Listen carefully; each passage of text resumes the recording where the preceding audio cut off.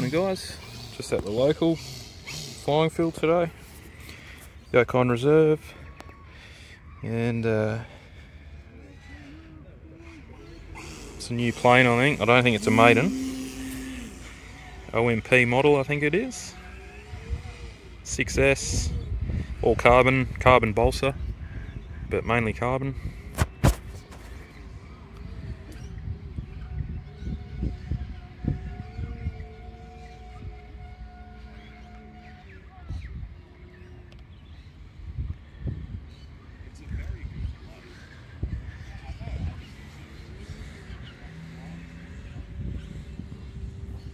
We'll see how low it goes, that's how you can tell how expensive the model is.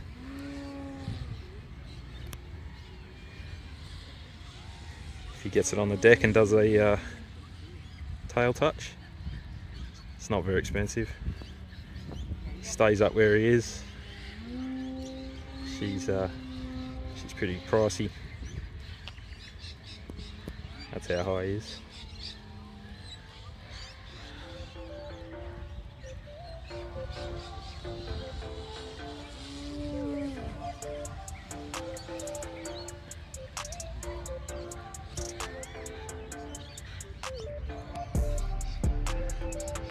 Glider coming in. It's gonna catch it. It's gonna catch it. Nice.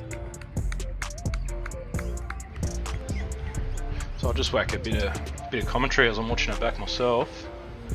Haven't been down here for ages. It's probably been a year and a half or so, 2 years almost, and it was good fun getting back there. Nice day for it anyway. I'm surprised there wasn't more people down. Normally when it's a nice day like that, you get 20-30 people down there. But it's probably better when it's not chocked out. I didn't fly anything. I just bought my little drone and had a fly of that. Got some pictures and video for this video.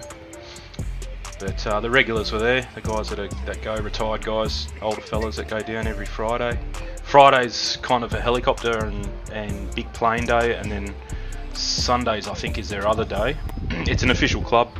It's pretty rare actually, because that's a public park, and you can see you got the cones out there. So yeah, I think it's the only club in WA at least that is at a public park. We've got a few bridges to cross to do that, but because the club's been there for so long, they still allow it. So I'm pretty lucky. There's some screenshots coming up. You'll see how close it is to the actual Perth city in a minute. This fella's been learning for a while, and he's got a big logo, Mikado logo I think, that he's been learning on, but he flies by himself. He doesn't need a buddy box or anything like that, but he's doing pretty well. There we go, so that's a screenshot. So it's only 5k from the CBD. I'm up kind of where it says Wangara there. I'm around there, so I've got a bit of a drive, but it's only 15-20 minutes, probably 15 minutes from my place. So yeah, Perth to where I live is probably about 20 minutes, and that's 5k's north of Perth, so yeah, it's only 15 minutes or so from mine. This is, I'll put up another one here. It's a bit of a satellite image. So that red area there, that's where we are, in that park there, golf course across the road. That's a private golf course. You've got to wait for someone to die to pretty much get put into that golf course. Sometimes we can fly on that bigger area to the east there, but not very often. It's mainly that area that I've got circled there. It's can't remember his name, but that's him landing there. So that was the weather. You can see the time there, 20 past 11. It was only 14 degrees, and I left at 1 and it was still 14 degrees. So I think that's about it for us today. We reckon 16 degrees, but I don't think it's going to get there. It's pretty cold outside.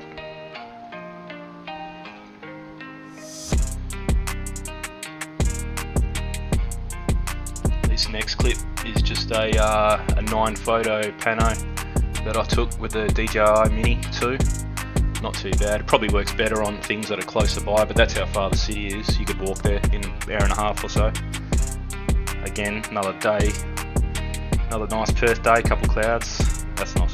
Oh, that's a video, yeah. But yeah, that's not very far at all. It's pretty good. So we're looking south at the moment. I think this clip I do a big 360. So all these little houses that you can see, they're all retirement villages. You can pretty much buy your own little villa house kind of thing, but there's nurses on site, so if you need assisted living or whatever, you can kind of be independent, but if something happens, I think all the houses are decked out with buttons, so if you get into a bit of grief, you can press it and the nurse is coming. That's a new one, that big grey building in the middle there. That's all the hills there. That's about as much hill, mountain kind of area. It's just a range, Darling Range it's called.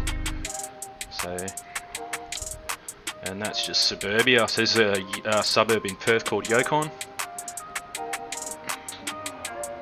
That's kind of looking north now, up to where I am. Heaps of parks around. There's a school there, I think. That park there in the middle. But yeah, heaps of houses. Pretty swanky neighbourhood actually, this Yokine, especially this area here that we're looking at. Some nice houses in there.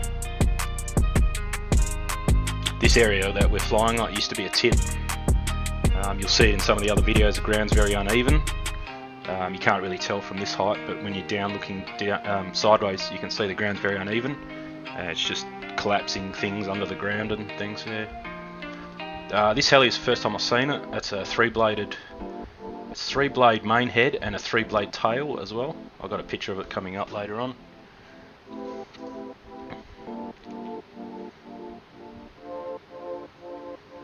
But yeah, we normally stay, that tree that's just up to the right of the middle of the frame there, we pretty much stay from there. Oh, you can see the cones actually. We got to stay within that coned area. And people should stay away, but sometimes you get the odd person just on their phone walking their dog and they'll just walk straight through the middle with a big heli like that above their head and think nothing of it. But that's the only drama we've got at this park. You got dogs pissing on your planes because there's heaps of dogs walking around, and people doing stupid stuff like that walking through. But other than that, it's pretty good having a flying field so close. So that part, that oval at the back there, that's the east side, and we're not allowed to fly there because there's a lot of organised sport. A lot flatter, heaps flatter. Would be much better for flying, and especially in the afternoon because you're not looking into the sun, you're looking that way. Whereas this field that we're on now is better in the morning because you're looking, your sun's on your back. So back in the day, 10-15 years ago, we could fly on either. It was pretty handy, but yeah, these days we're stuck on this side now. That's a nice view. You can see all that. You can actually see the Swan River just behind the buildings. That's the Swan River just behind there. Just a little glimpse of it to the right of the screen. Oh, it's almost in the middle there now.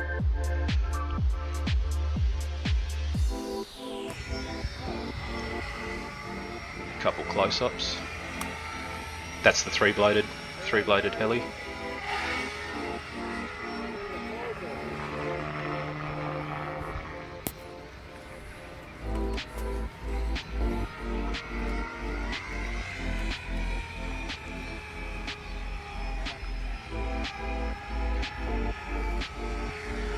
Sounds pretty smooth actually. I thought it was going to be really violent sounding, but it's actually smoother than a two-blade, and it's gear drive as well. Don't know if you can see it in the photo coming up, but yeah, see, this guy was getting a bit, because that's what I mean, the dogs just go for it, and if a dog hits that helicopter, whew, carnage. So he was just going to go get the ball, I think, so he didn't walk out in the field.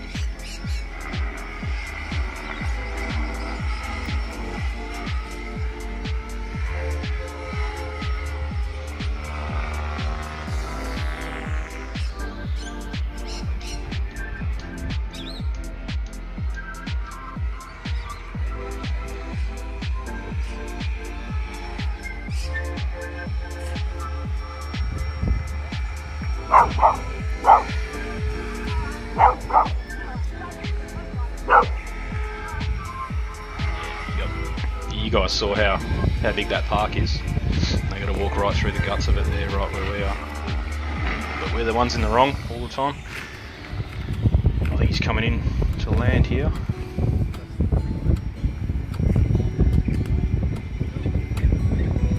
Wind started picking up about this time. This is just before I left. That was about as windy as I got, which is pretty good for Perth. About lunchtime, you can see it's blowing a easterly. The wind's coming from the east. About lunchtime it goes dead calm, and then about 1-2 o'clock the sea breeze comes in almost every afternoon, especially in summer. You get quite a strong sea breeze. They call it the Fremantle Doctor because normally when it's hot, comes and cools everything off. Yeah, that's the 3-bladed heli. That's nice. I hadn't seen that one before. And he's just packing up, taking the wings off it.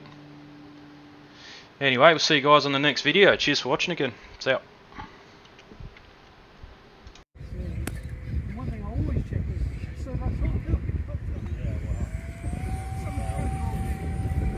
That's better.